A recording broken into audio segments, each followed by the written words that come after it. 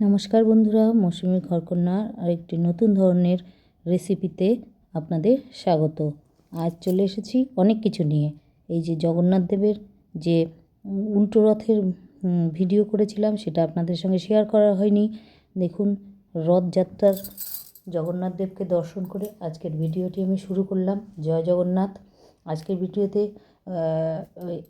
অনেক কিছু ছোটোখাটো জিনিস আছে, যেগুলো একটু মন দিয়ে দেখার চেষ্টা করবেন। আর হচ্ছে ভিডিওটির মাপটি একটু অন্যরকম হয়ে গেছে ভুলবশত, তো ক্ষমা করে দেবেন। তার জন্য একটু কষ্ট করে ভিডিওটি দেখে নেবেন। আজকে সকালে জলখাবার তৈরি করছি, তার জন্য এই যে ঘরে যত রকমের সবজি আছে সেগুলো সব কেটে নিয়েছি। নিয়ে এই যে চপিং যে ওই জার আছে তার মধ্যে দিয়ে চপ করে নিচ্ছি। নিয়ে একটা বোলের মধ্যে আমি ঢেলে নিয়েছি বাঁধাকপি, গাজর, বিনস, ক্যাপসিকাম, মানে যত রকমের জিনিস আছে হেলদি, আলু বাদ দিয়ে নেওয়া। আমার ঘরে তো আলু চলেই না। তার মধ্যে অল্প একটু আটা দিয়ে দিলাম, তার মধ্যে দিয়ে দিলাম অল্প একটু কর্নফ্লাওয়ার, আর অল্প একটু হচ্ছে ময়দা।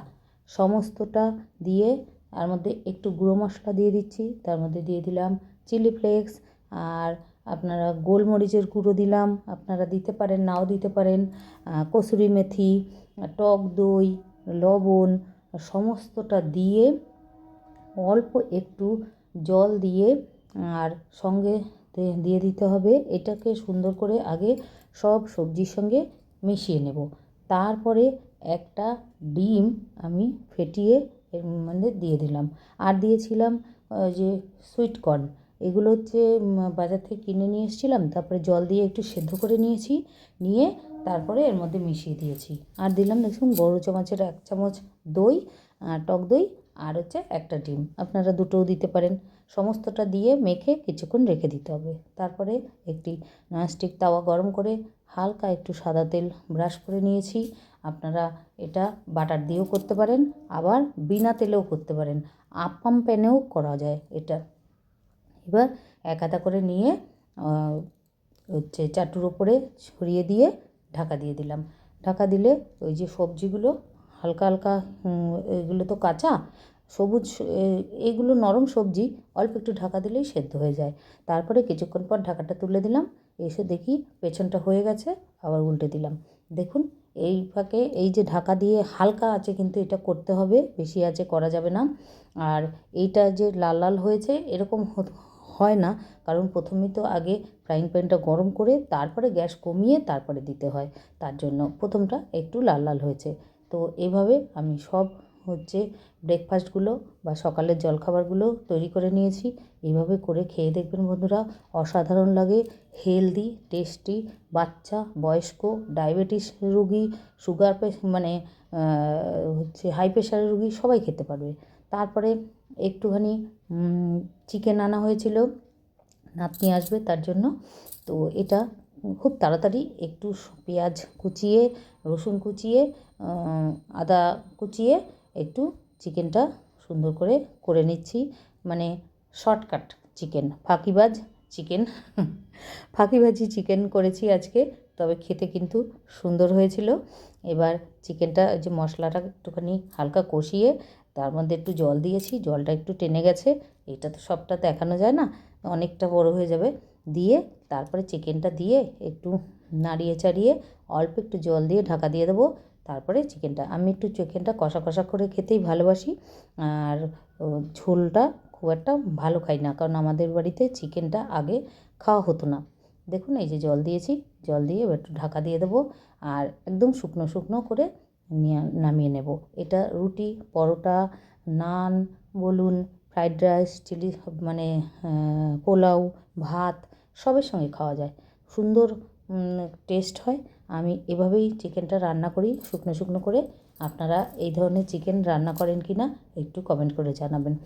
আর যারা আমার ভিডিওটি মন দিয়ে দেখছেন, এতক্ষণে একটাও লাইক দিতে পারেননি, ভুলে গেছেন। জানি আমাদের কাজের ফাঁকে ফাঁকে এগুলো করতে হয়, একটি লাইক সহযোগে ভিডিওটি দেখবেন। তারপরে রান্নাবান্না শেষ করে চলে এসেছি ডক্টরের কাছে। মেয়ে এসেছে, আমি এসেছি, ওর বাবাকে নিয়ে ডাক্তারখানায় চলে এসেছি। একটু যে আমাদের যে অ্যাপোলোর ডাক্তার, সেই ডাক্তারখানায় এসেছি। হচ্ছে এটা অন্য দিন, কারণ ডাক্তারখানা তো আমাদের সল্টলেকে, সেখানে সকালবেলা বেরোতে হয়। আমাদের এখান থেকে সকালের যে ট্রেনটা আছে এসি ট্রেন, সেটায় করে বিধাননগরে নামি, ওখান থেকে বাসে করে অ্যাপোলোতে। তারপরে বিকেলে বাজারে গিয়েছিলাম, সেখান থেকে আনারস নিয়ে এসেছিলাম। 2টো আনারস এনেছি, একটা কাঁচা একটা পাকা। আনারস এই লাস্ট, আর পাওয়া যাচ্ছে না, প্রচণ্ড দাম। তো আমি যে কোনো ফল ঠাকুরকে না দিয়ে খাই না বছরের প্রথমে। তাই চলে এসেছি ঠাকুর ঘরে। আজকে আপনাদের আনারসের চোখ কী করে ফেলতে হয় অনেকেই অনেক রকমভাবে দেখিয়েছে, আমি আজ দেখাবো কী করে আনারসের চোখ ফেলা হয়। এটা আমি আমার বাবার কাছ থেকে শিখেছি। যত ফল টল আমার মা কাটতেন না, আমার বাবা ছুটি ছাটার দিন ওই 2টো 2:30টার সময় সমস্ত কাটতো, আর আমরা তো ঘুমাতাম। কাটা হয়ে গেলে আমাদের ডাকতো, এই আয় ফল কাটা হয়ে গেছে, তখন আমরা গিয়ে ফল খেতাম, আমার মা সমেত। আমার বাবা কিন্তু ফল কাটতেন। এবার হচ্ছে দেখুন আনারস আগে, আর ভীষণ মানে একদম পাকা, কাটা যাচ্ছে না, রস ঝরঝর করে পড়ছে। যে থালাটার মধ্যে আমি নিয়ে নিয়েছি তলায়, যাতে সিমেন্টের মানে পাথরের ওপরে না পড়ে, রস না পড়ে, ওটা মুছতে কষ্ট হয়, তাই একটা থালার উপরে নিয়ে নিয়েছি। তো এই যে আনারসটা ভালো করে ছুলে নিলাম।